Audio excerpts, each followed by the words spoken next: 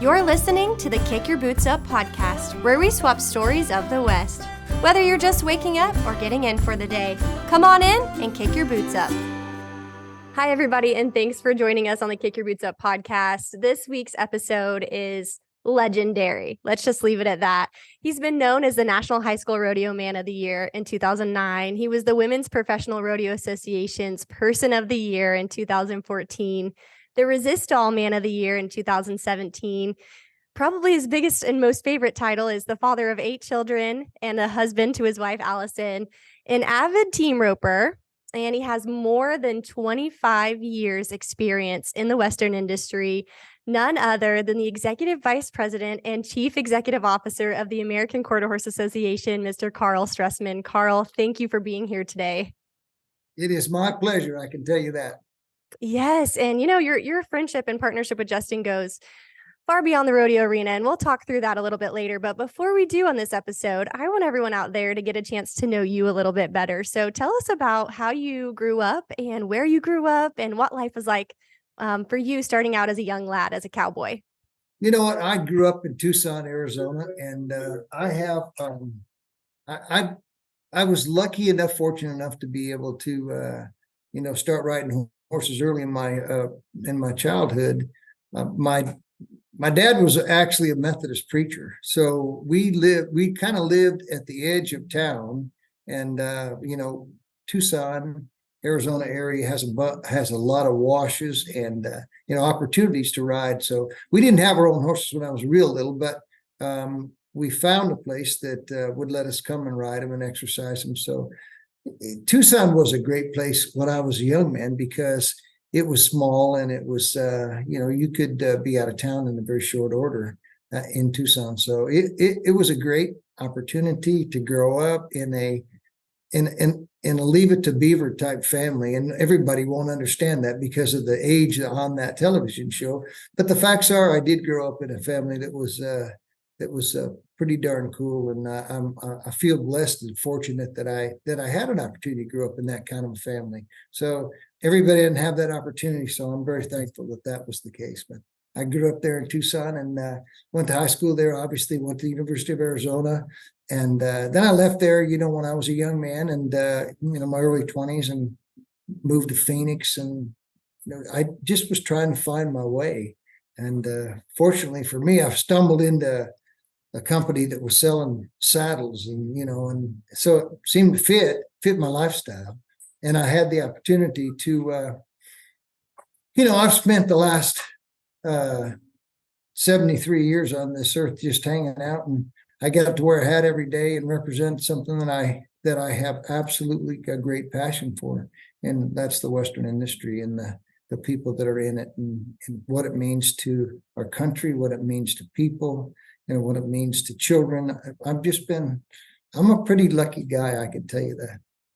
Oh, yeah. And there's a few words that stood out to me there. You said thankful and passionate. And I think that's going to kind of run throughout this whole interview and talk with you. But I just got to say, I'm thankful to be able to speak with you. I know we'll get into your life experiences and everything you've gotten to do in the industry just a little bit later, but I'm a huge fan. I actually got to meet you when I was young, just getting started in the industry. And I just remember thinking, wow, what a man that has a true passion, keeps the Cowboys first, and is a cowboy. I just really, really admire you for that. So how did somebody that started out with the upbringing that you did fall in love with team roping, fall in love with the cowboy way of life? How did you get started? When did you first swing your leg over the saddle? Tell us about that. You know what? I've been roping most all of my life, and I haven't got any better at it. But I've been roping most all my life, and my brother was a big influence on me. He was the real deal, and when he went to the University of Arizona, he was working on a feedlot there in South Phoenix, down in Buckeye, and so I got to have that experience. I was still in high school, and I got to have that experience with him, and he ended up managing that feedlot for years, and so, it was just certainly was part of his life, and it became part of mine.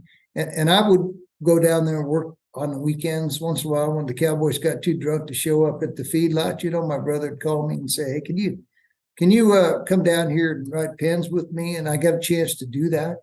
And and I didn't do it a lot because I thought, you know what, I better probably make a living doing something else besides riding pens. So I decided early on that was probably was not going to be my chosen occupation to ride pens in the feedlot.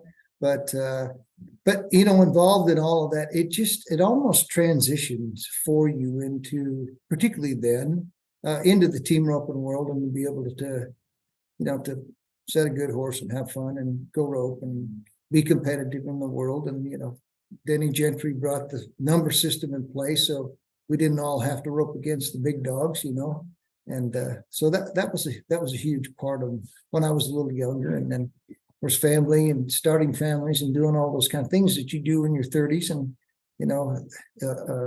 it was a good time. It was a good time of life, but it was a good time in the world too. It had some real advantages over maybe what today looks like for everybody. And I love that you brought up the number system. I feel like that's a controversial topic in my opinion. I personally love it. I'm glad that they did that so that you have the opportunity to look forward to something, to get better. You're constantly looking to forward and getting better. So I appreciate that. And speaking of that, you've done so many things. You've gotten to rope with so many amazing people, but I'm just genuinely curious, how did you get to AQHA? What roads collided and allowed you to get where you are today? Well, when I say that I was fortunate, that I really mean that. If you look at my career and how in the world it happened, I can't tell you. I will tell you a funny story in a minute, but to be able to have represented one of the great all-time brands in the Wrangler Jean Company, and what an opportunity those guys provided for me over all the years that I was part of the Wrangler brand. And then to, be invited to come to the PRCA and be the commissioner of the PRCA, and then take us, then decide in 17 that I really was done. I really wanted to be done. I'm not kidding. I really wanted to be done. As much as people say that, those jobs, those are great jobs. Those are great jobs. It still comes with the pressure of trying to raise a family and do all the things you do and travel and do the things that so many people do every day that maybe some of us don't recognize unless we're doing it ourselves. Those were difficult days. So in 17, I really thought that I had that was my 10th NFR as the commissioner. And I thought, you know what, I talked to Allie about it, and I said, Allie, you know what, I really want to, I think let's go play for a while and have some fun and do what we want to do. I think we deserve it. And she has been such a loyal, a partner for me over all those years. And so here we are. So we go. So we say, we're out. See ya. Thanks for the opportunity. Turn it over to somebody else. Let them have the headaches and all that go with it. I never regretted making that decision to go from Wrangler to the PRCA, because I really wanted to make a difference and thought that I had the opportunity and maybe the skill level to try to make a difference in professional rodeo.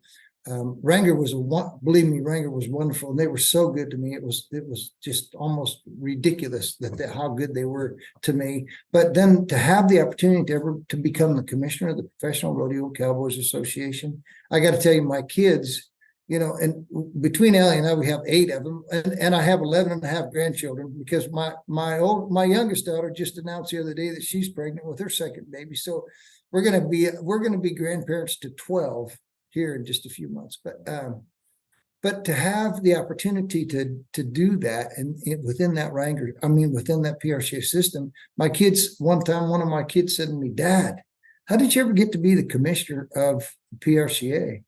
And I said, well, it was the only job that was available when I applied. If I'd have been the janitor, I'd have been the best damn janitor they could have had. But I said, instead, of course, they laughed, because they were like, man, I don't get that. I don't understand how my dad got to be the commissioner of the PRCA. But then I got a chance to go work with Denny and Connie Gentry after I retired, because I did a little consulting for the USTRC.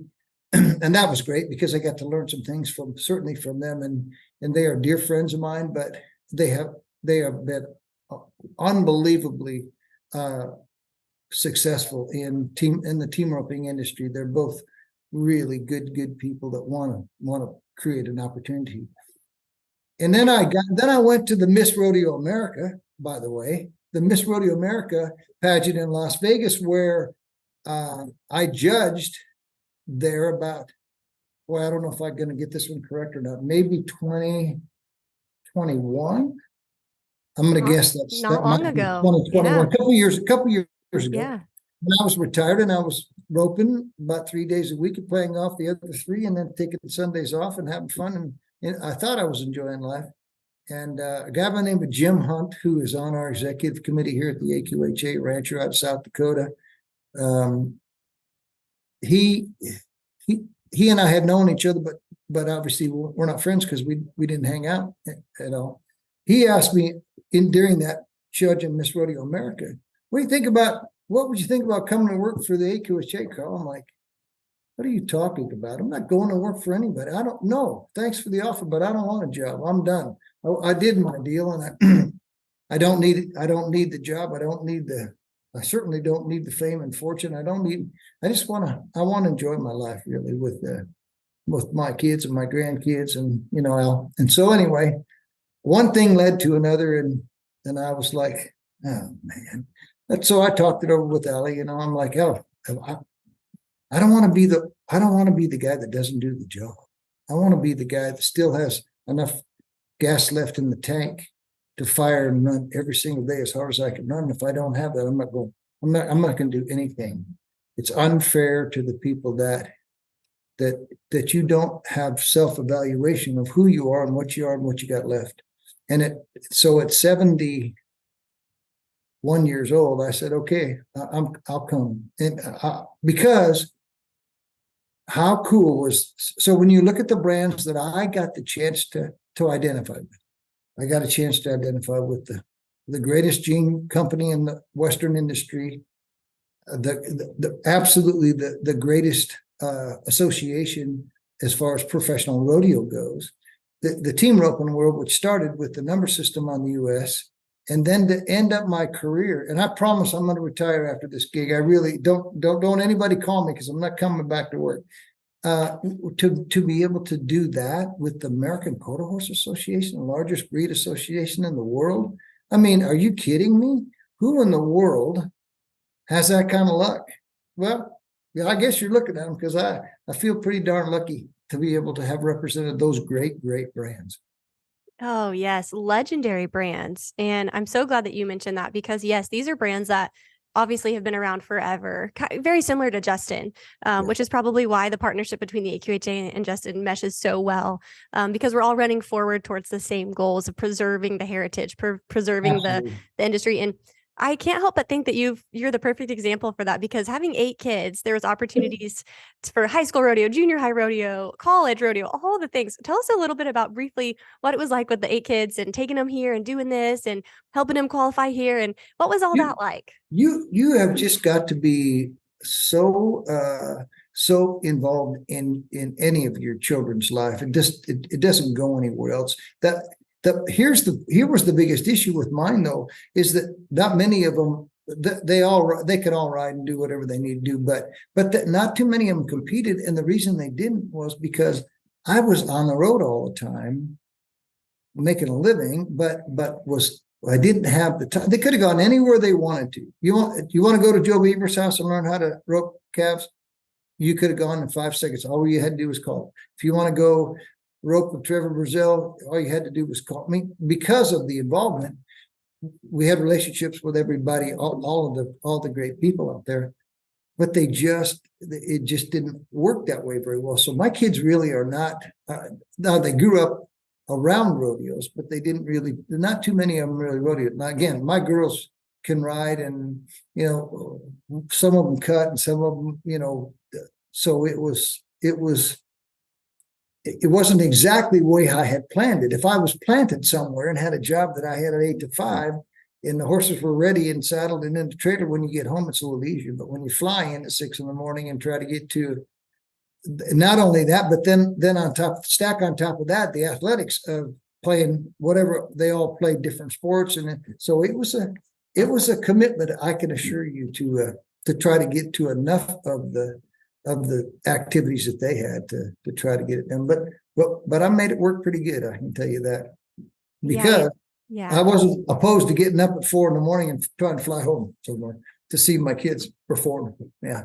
Even if that meant you made it at the last second. Yeah. And Karl, I appreciate that you said that, because there's a lot of people out there that see this rodeo lifestyle and they wonder how the parents do it. It ideally a parent would work from home, work remotely, and then they can take them to hall to practices and rodeos. And so I appreciate your realness and your insight there. And I'm so thankful that you ended up at the AQHA where you are now, because that's allowing our paths to cross again and getting to really talk about the AQHA and giving it the light that it is. And yeah, as you mentioned, it's for everyone out there that isn't familiar with the AQHA. Shame on you, first of all.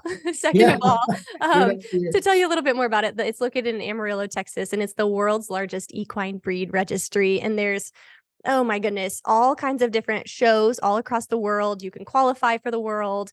So I guess let's just break it down in a little bit. Sure. What does the AQHA mean to you? Well, back in when I was first introduced to the AQHA, it was, of course, with just horse registrations and riding quarter horses when I was younger. But when I got to Wrangler, then at one time, Wrangler was the largest sponsor of the American Quarter Horse Association. Them and Justin are two of the oldest brands that represented the AQHA. I believe that Justin goes back to, man, I want to say 86 or 85 or somewhere close to that deal. So do the math. And Yes, sir. and having great partners with the AQHA. Wrangler rivaled them just along the way. And that's where I really, like you and I talked briefly about, that's where I really got to know old Tom Feller and that wonderful, group that's there, and Darla Fisher, and I have been dear friends for so many years. She probably wouldn't admit to how many years it actually is, but because it'll age her. But I'm going to tell you, we've been friends so long. It was such an important part of the industry at the time. I'm not even sure people realized how important the Wrangler brand and the Justin brand and the Resistol brand and Ram trucks. When I go back and look at professional rodeo and see that those people are still there, Justin's participation in the not only the crisis fund, but the Justin Sports Med, it is phenomenal. People don't realize the cost of that. I do, because I was part of that deal. I was part of the PRCA piece on that deal. But what John Justin did in the days when that was his money, and he wouldn't hear of not being able to sponsor an awful lot of cowboys and an awful lot of rodeos and just those kind of things. That he was one of the ones that knew who his customer was till the day he died, and he always was part of this industry. The Wrangler brand the same way, even being owned by a big conglomerate Wrangler, they still understand their customer and who their customer is. The same with the boys at the hat company, and there's just so many of them that stayed hooked. And now we're seeing more and more new opportunities, and the AQHA has the same situation, and that is, but we're all vying for the same dollar, so it is tough. And so we, as the AQHA or the PRCA or those people, have to now deliver more in deliverables to those companies than even in the past. But the industry's changed a little bit, and I think Tom and Darla would tell you that. Jeff Chadwick will tell you that. Ricky Boland will tell you that the industry's changed. And it used to be that we shook hands and we went out and drank a beer and we were friends, so we did business together. That's not so much anymore. So when I see Tom and Darla, when I see Chadwick, when I see Ricky Bolden, and we get together and we laugh and drink a beer, and it's like old home week. But when you start talking to some of these other bigger corporations, we have to be very professional about how we sell our product and what we deliver as far as the corporate sponsorship. So it's a different game. It is, and that's a very interesting outlook. And kudos to you. You're a sharp man. The partnership started in 1985. You're exactly right. And I had to ask Darla a little bit about it. And yeah, she said 38 years. So just incredible. That just goes to show you're exactly right. The type of people that are involved with the organizations across the board. I mean, you could list off any of your sponsors and it's the same thing. So that's super incredible. And I want to touch a little bit more on, AQHA has so many different facets. The AQHYA, the AQHA Foundation, there's the World Show. Tell us a little bit about some of the events that you guys have where people can get involved, people can go watch, people, I mean, your members alone are so strong. So tell us a little bit about all of that. Well, we're 235,000 members strong. That's a pretty good size number. Wow. That people don't really realize, because we're primarily a breed registration. We're the largest breed registration in the world. We got six. We do business in 36 countries. We have about 35,000 international members, but we got 6 million quarter horses registered. So, and obviously register every year with the yearlings and all the things that go on. But primarily our breed association with transfers and registrations and memberships is really how we survive. The opportunities for us, like World Show and the Youth Show and level, we have 3 levels of competition. So the level ones that are competing right now is really a growing piece of our business, which is exciting to see. We'll be at the World Show here in about 60 days, and we have had more phone calls than I would like to be on about World Show and all the things that we're doing. But when we got here, I've been here for 16 months, and we got here with an attitude of how do we satisfy the needs of our members? How do you listen to them, and how do you proceed with listening to your members? So at the World Show last year, we had a town hall meeting, which was a little scary to me at first, because I'm like, so really, we're going to invite all these people to come tell us what we're doing right and wrong? Holy smokes, I'm not sure. We might have to build a cage with chicken wire so the beer bottles don't get us, but we didn't have to do that, obviously. But so we sat down with our members, and I don't know if it was the first time ever, but it was the first time in a long time to hear what they had to say, what they liked about the World Show. This was at the very end of the World Show, what they liked about it, what they didn't like about it, what we did right and what we did wrong. Tell us. We're big boys. We can handle this. And girls, we're big boys and girls. We can handle this. So tell us what you don't like. And they did. And we went back to the drawing board, and we started from scratch to say, what are we going to do for the 2023 World Show? And we've implemented some of those changes that they offered for us, and were instrumental in telling us what they thought we should and shouldn't do. You can't listen to it all. That's because you have to put yourself in a position to be, first of all, be able to listen, and secondly, be able to make the changes effective. So we had and it was great. So we have some cool stuff going on at the World Show. Obviously, the level ones are growing. The youth are growing, and the AQHA in fact is growing. So the World Show, we expect in 2023 to be better. We're offering more money. I'll tell you an interesting fact in that meeting. That one of the biggest things that I heard was you took our world champion jackets away.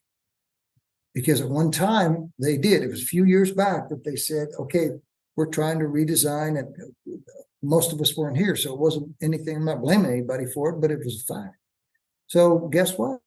We brought the jackets back because that's what they said they wanted. So it's not what I want, it's what I can do to implement the changes that the members of the association want. This is a different, member associations are a different gig than running Wrangler Jean Company, because, as far as private business and member associations are like apples and walnuts. They are. So I had the opportunity to have a great 10 years at the PRCA, learning how to operate effectively within a member association. And I got to transfer those skills to the AQHA, another great brand. So like I said, I was at the right place at the right time and had the opportunity to have a wonderful deal. We're putting all the effort we can into the AQHA for the next few years to make it as good as we can and leave it a lot better than it was when we got here. Good for you. That's the cowboy way. And I just can't commend you enough for that. And it's even cool to think back to my husband his uncle and grandpa and dad and stuff, they owned a horse that ended up winning the world and Right 19 something. And you know what? That trophy and those buckles, those are lifetime memories. They're displayed in the family room. You know, everyone has those stories. His grandpa, to this day, we still like to talk about it and get him telling those stories again and again so we can hold on to those memories. And I just got to ask, what's it mean to you and how does it feel to be a part of an organization that has such an impact on families and you don't even realize it? I think the biggest part of it is you don't realize, you know what, we're just some working stiffs down here in Amarillo, Texas, trying to get the job done and make it so that it is, so that the return on your invested membership is 100 times what it is as far as real dollars go. One of the great things is to have seen over the years, those cowboys at the PRCA receive those gold buckles. That's right. I mean, up close and personal, as close as you and I are on the screen, is to see those men and women get those gold buckles at the Wrangler National Finals. It's like, that's just, it's unbelievable to be able to do that. And I got to do it for 10 years. So I got to see that for 10 years. But now to change the subject matter and not all rodeo, obviously rodeo events, get to see those kids and those adults and to get those globes in their hand. It's just like that gold buckle. That's the gold buckle to them, is that globe. And then of course their world champion buckle, AQHA buckle. And so you just know that it's not just what they put into it money wise, but all the effort that they put into it, just like rodeo. You got to go. If you're going to win, you got to go. And that's the big push that we're trying to do right now, is we're put enough pieces out there that they can qualify and make sure that they have the ability to choose whether they want to go and participate in the world show. But as you said, there's tons of events you can qualify in. So it's again, that, you know, I've had such a fortunate opportunity to be able to see those kind of things up close and personal, but most people, very frankly, don't have the opportunity to do. So I feel pretty good about it. And I can't tell you how those brands that I have been fortunate to be around, how much they mean, not only to me personally, but to my family and what they have created for my life and my kids' life and my grandkids' life. And it's just a cool deal. Very cool. It really is. And that's actually a really cool segue to kind of talk about your life a little bit more in Yeah. detail. And so I can't help but ask, and I know inquiring minds out there want to know, tell me about some memorable experiences from the past. I mean, you mentioned the gold buckles, but even blasts from the past of funny memories, sad memories, laughable memories. You tell me what really comes to mind when you think about your over 25-year career in the Western industry. Well, and I love the team rope. I really do. I'd rather do that than eat. I really would. But my team, I haven't roped much since I got to the AQHA. My horses are standing out there and looking at me like, what in the world? What happened here? I thought we were your favorite animals. And but I got a chance to rope a lot when I was younger, and I got a chance to, when I was at Wrangler, to fly in and out of places, and I got to ride lots and lots of horses. And you know what? Back in the day, I rode pretty decent, and have some trinkets in my trophy case to do it. But I got a chance because of my position at like Wrangler and or the PRCA to rope with some of the greats. So I rode one of George's horses at one time at the Open to the World in Salado, and I've roped with some of the country stars that rope, and haven't had the opportunity to have a relationship as a friend to some of the greats really out there. So, to say that most people have that opportunity, they do not. You play in that Tough Enough to Wear Pink golf tournament that's out there in Vegas every year that Terry Wheatley and her family are so instrumental in, and to get George Strait to participate in that deal, put his name on that deal, and be able to talk about those things and touch people outside of what their comfort zone is, as a country music artist, and be able to, to pick up the phone and ask questions and do things that are instrumental. And who knows? Who the hell knows if a kid from a little boy from Tucson, Arizona, going to grow up to be the commissioner of the PRCA or the the CEO of American Quarter Horse Association. I just had a ball. It was all, the Wrangler days were just fun days. We were doing really, really well financially at Wrangler, and they wanted us out there in the marketplace to interact with people. And it was a party when the Wrangler boys showed up back in the day. I promise you that. I'll probably never have been accused of not having a good time, and I'm not going to stop now. I'm not going to stop now having a good time. So the opportunities were tremendous. I mean, you could keep me on here a long time. If I could remember some of them, I would tell you about them, but you know what I mean? But it is just one of those things that is pretty cool. And most of those memories probably should go untold, right? They should Well, I can stay. assure you, if I wrote a book, I would probably have to have a censor in it of some kind that would say, no, I don't think you can say that or do that. One of my dear friends, Butch Morgan, who is a longtime AQHA member and one of my dearest friends in the whole wide world, one time said, we ought to write a book, Karl, about our experiences over the years. And I said, you know what? You'd have maybe one page in the book that you could actually print. The rest of them, not so much. So there you go. Yeah, and you could have a disclaimer: do not try this at home, kids. Exactly. Yes. I love that so much. Well, then I guess I can't help but then follow up with this. Since you've had so many different cool experiences, you mentioned riding horses. Of course, George is another good partnership of ours with the George Strait collection. Wonderful. So that's really cool, to get hand in hand. But I guess if we're going to get on the horse topic, let's kind of talk about the evolution of horses really quick, because I think that's kind of changed and evolved. And now we want horses for different things, and we're starting to breed them for specific opportunities. So talk to us a little bit briefly about that with your experience. It's going to be interesting what the future looks like for us, because the genetics are, they're kind of right on the tip of everybody's tongue right now as to what we're going to look at and see. I don't know all about it, but I can assure you there's a lot going on that we don't know about, just like everything else. And the ability for us to be so technical. We're hearing, the AQHA is not acted on this. We're hearing that we can read out some of the defects in horses in the future. I don't know what the future means, whether the future means tomorrow or whether it means 10 years from now.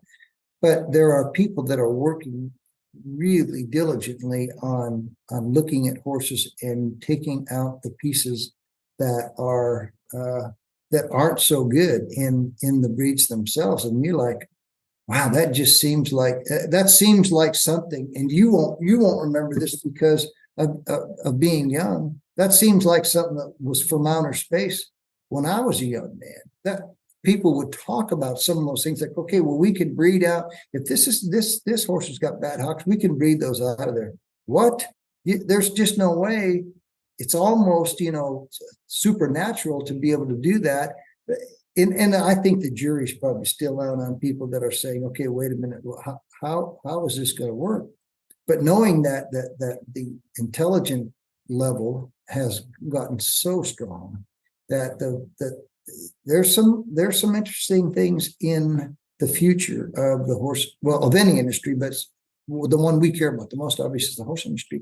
The American Quarter Horse hasn't changed tremendously. I mean, there was a bunch of guys sitting around in 1940 in Fort Worth, Texas, probably drinking beer, and they go, hey, let's start a breed registration. What should we call it? Now let's just call it the Quarter Horse. So here we are 83 years later, and you can trace everything back and look at all of the, all the breeds and all the breeding that's been done on the American Quarter Horse side.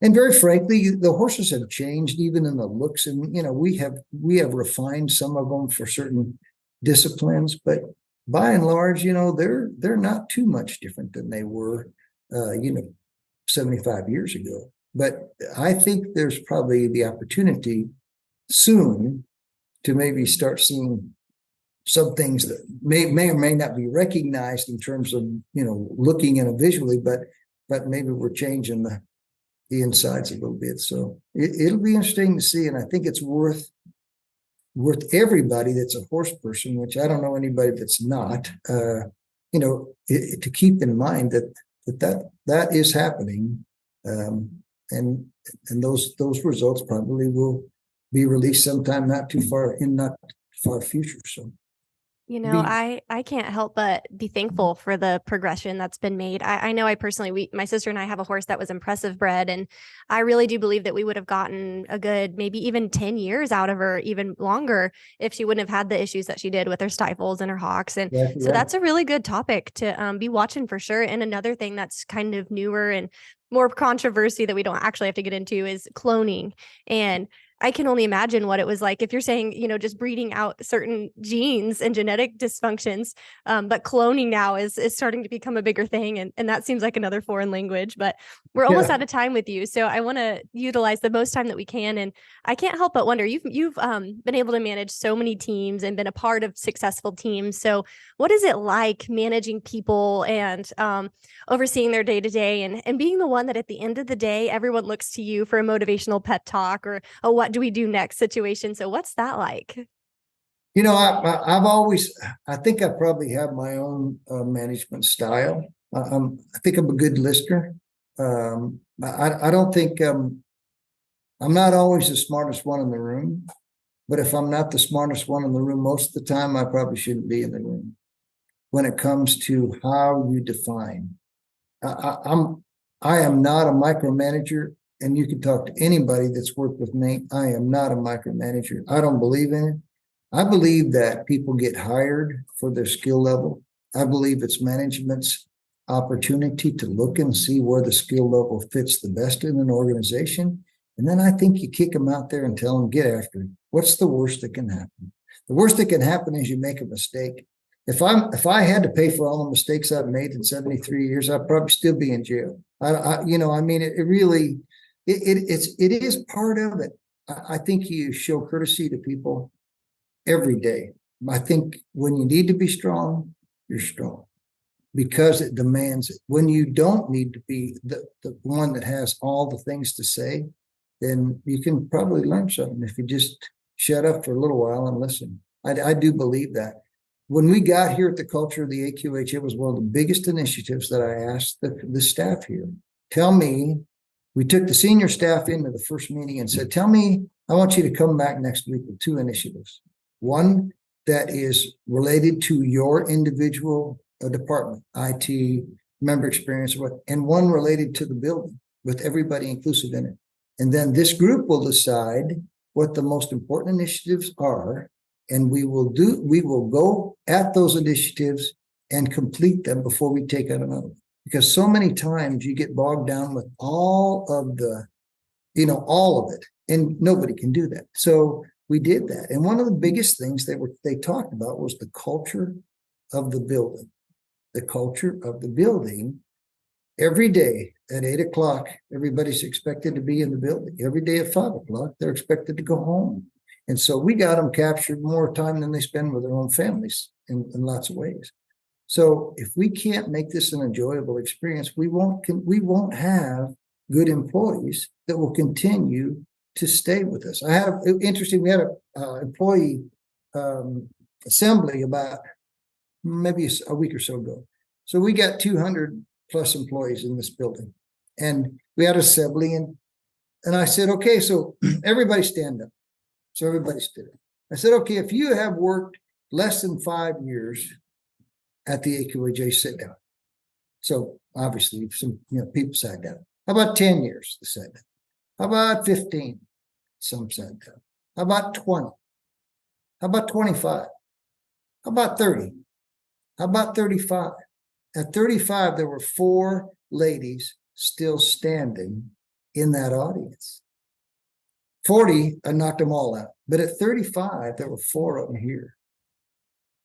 That kind of experience is 39. That was one of them was 39 years of the AQHA. That 39 years of experience is mind blowing. That doesn't happen. I don't think that happens much anymore. But how cool is that? We have 39 years worth of experience that we can then depend on for some decisions that are made. That's the kind of thing that I want to establish for the AQHA. I want long-term employees. I want to be the highest paying entity in the city of Amarillo, Texas, based on merit, not on longevity, but based on merit. And I want to make sure that we are partners with Amarillo, Texas, who has been and is very kind to the AQHA. So that's kind of my philosophy, hire somebody and let them do their job, and have their back when they need you to have their back. That's just pretty simple. I'm a pretty simple thinker, so I got to get it simple for me to understand what's going on. But I've enjoyed it tremendously over the last 16 months of being part of this organization and seeing the great people that we have within our organization, and I think the great things that we can accomplish. They have accomplished great things. I'm not taking anything away from anybody else, but I can tell you what, we got some more we can do in the next few years, and then I promise I'm going to retire. I'm going to go rope and play golf. And that's well deserved. That will be well deserved too. And I really do, the insight that you have there. And I can't help ask you one more question then. What advice would you have to anyone that wants to be a CEO? Because there's a lot of our listeners that are my age, even younger, that might just be getting started in their career or in their mid-30s and starting to look forward to something, something bigger. So what advice would you have for anyone out there like us that are just trying to make our way to the top? I'm going to tell you, I don't know if I ever really thought about that. My goal was to, someday I'm going to be the commissioner, someday I'm going to be the CEO, or someday I'm going to be whatever it is that I have been in my career. But I do think that you have to decide whether when opportunity calls, you take it or you don't. I don't believe in coincidences. What I believe in is opportunity. You choose the opportunities that you think are the best opportunities for you and your family and your career. And it may not be in that order. It may sometimes be in that order, but it may not always be in that order. So I think you always have to look at opportunity. When I was a young man, I moved my kids around a lot because it seemed like I was always being offered something else to do.